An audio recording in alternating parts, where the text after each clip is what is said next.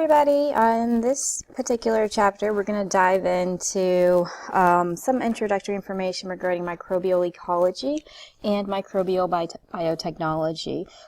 We're still very much in the introductory level or an introductory stage of this course. So we want to kind of highlight some of the significance of why it is the field of microbiology is pretty important and how we apply it pretty much to our everyday life. So let's get started. So in this unit, I'm going to cover some different types of relationships that exist between some microorganisms as well as other animals or other living organisms. We'll also talk about what's considered to be the normal flora of humans. It's also referred to as the indigenous microflora. This is the natural bacteria or natural microorganisms that reside over your body. And then we'll discuss some beneficial and harmful roles of this microflora. We'll also go over microbial communities, which includes biofilms. We'll talk about agriculture microbiology, and then talk about microbial biotechnology. So, indigenous microflora of humans, essentially, this is pretty much any microscopic organisms that cover your body in a very natural fashion. Our entire body is comprised of a whole lot of different organisms. You have bacteria that comprise a good part of your systems. You have fungus that also inhibit a part of your normal flora. We have small protozoans. If you remember, these are eukaryotic organisms that can reside in areas of the body. And then there's also viruses, which again are non-living agents, but still can be a part of our normal flora. And they can either be exterior to the body or they can be interior to the body. As I said in the first lecture, your normal flora is pretty significant because they colonize areas in the body and again kind of serve as cars and parking spaces. Anytime your normal flora gets disrupted, it makes a clearing zone that could allow a more pathogenic bacteria to inhibit that zone, and once it starts to proliferate and grow and develop, then it could potentially get into an area of the body where it shouldn't be, and then cause you a lot of problems. And so when we talk about the microflora, we're talking about all of the natural bacteria, viruses, protists, fungi that all reside all over your body. And you've lived with bacteria for pretty much your entire life, from the moment that you were born up until now. That bacteria has been a part of you, and so whenever there is a disruption to your flora, it can impact you significantly. There's a number of internal tissues in which are actually sterile in the body. So these particular areas of the body aren't going to consist of any microorganisms, and they include the cardiovascular system. So if you're a nice healthy person, you shouldn't have any bacteria or viruses or protists or fungi residing in your cardiovascular system, which is primarily the blood itself is what we're talking about. I'm not talking about arteries and veins. I'm talking about simply the blood that flows through the cardiovascular system. The lymph is also another type of fluid like blood that is found kind of circulating out through your lymph nodes. These span in all areas of your body. This too is another kind of sterile environment that is free of microorganisms. Spinal fluid primarily goes up and down your spine. This too is also free. And then there's other tissues and other organs that are considered to be sterile free. And then when they're not sterile, that's when patients start to encounter a lot of problems. There's a type of microscopic organismal group known as the transient microflora. this particular microflora, they kind of house on our bodies in a very temporary fashion. So they're considered to be transient microflora because they have a temporary resistance on or within a human. So they only stay in your body for a very small amount of time, and then they move on to somewhere else. Or they're washed away, or they're cleansed, but they're only transient in the sense that they're not on your body for a very long period of time. And as I've said before, destroying or disrupting your normal flora can lead to essentially, a lot of complications for yourself because you're interrupting the balance between all of the cells of your body, all of the proteins in your body, all of the biomolecules that make you.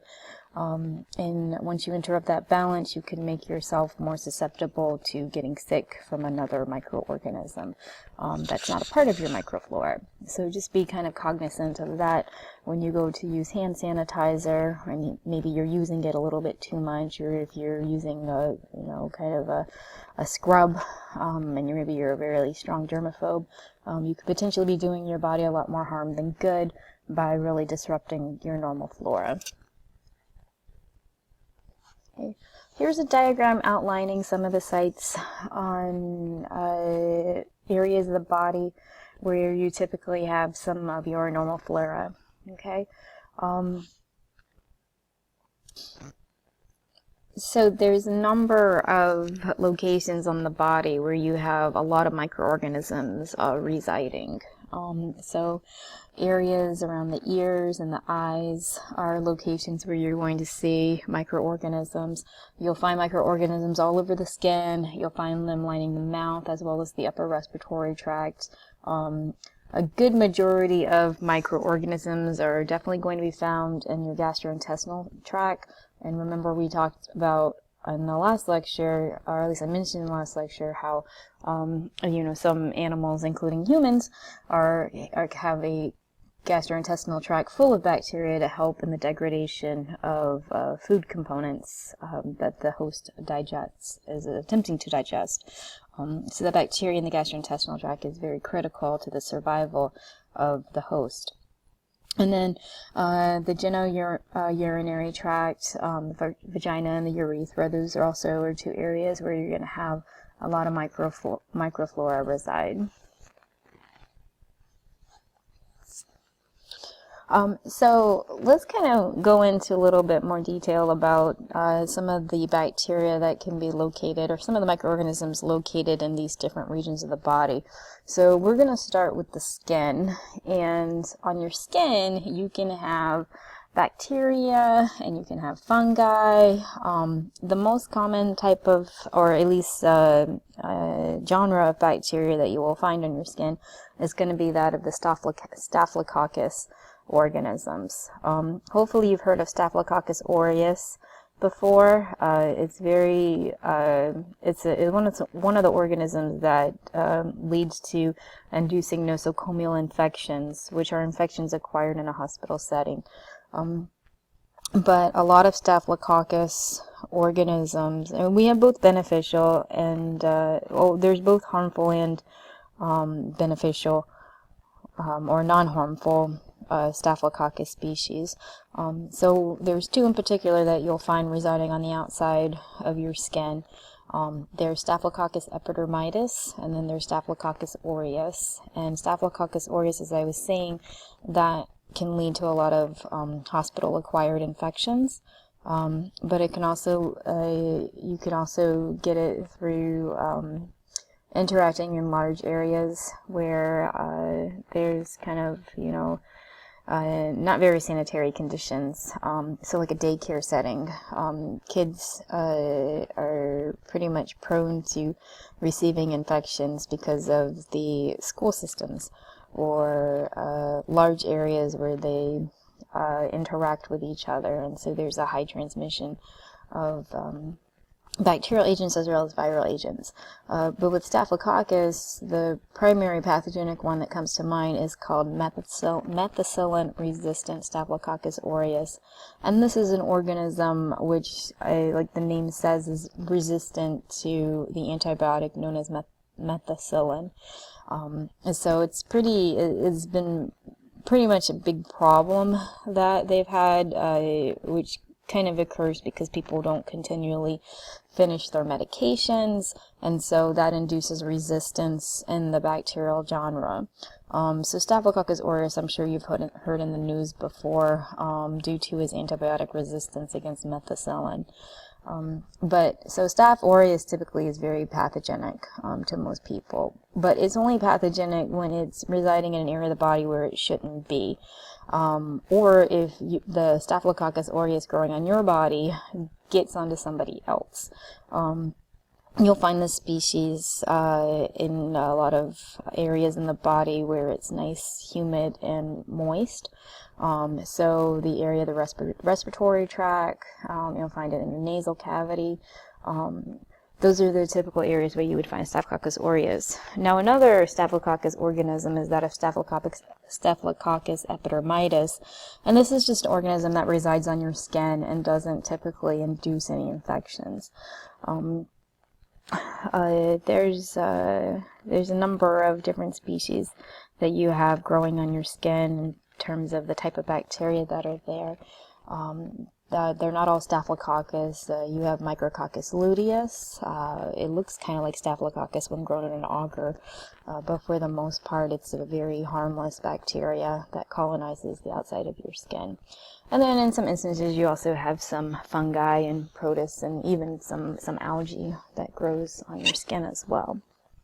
Okay. Now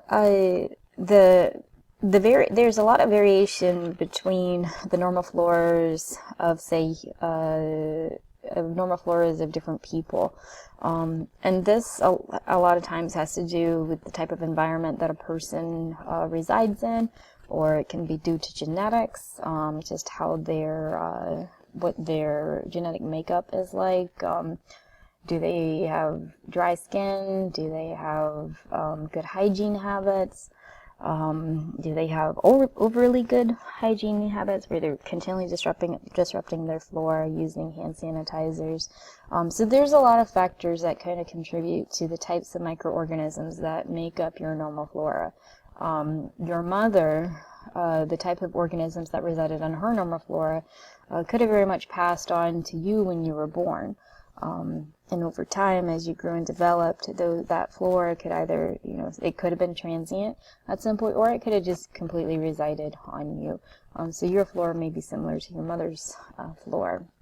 But some actual physical properties that influence the variety of microorganisms include how much moisture is present in certain areas of the body. So like I was saying with Staphylococcus aureus, this organism likes nice moist areas. So your nasal cavity provides a great place for this. It also likes high concentrations of salt, which you'll find also in your nasal cavity as well as on the exterior of your skin. So your body provides a good environment for the growth of Staphylococcus organisms. The pH, so everybody has a specific pH to them at different parts of their body, so that can also influence the type of bacteria that can reside in those locations. Bacteria are very sensitive, some bacteria are very sensitive to temperature. Most all bacteria will grow at room temperature, which is 25 degrees Celsius. But then there's quite a number of bacteria that like a temperature of 37 degrees Celsius, which is the equivalent of body temperature. So having a nice temperature that a bacteria likes is real important to its survival on the host that it is colonizing. Salt concentrations, kind of touched on this with Staphylococcus aureus, liking the high concentrations of salt that are found on the skin. But that's not the only area of the body where you're going to have that high concentration. And sometimes the salinity will inhibit it will inhibit the growth. So it would inhibit the growth of E. coli, but it would enhance the growth of a Staphylococcus subspecies. And then lastly, we have the presence of chemical waste. The chemical waste could be degraded by microorganisms or also be used as inhibitors to keep certain microbes from residing in locations where that waste is being generated. And this is waste generated by your cells for the most part.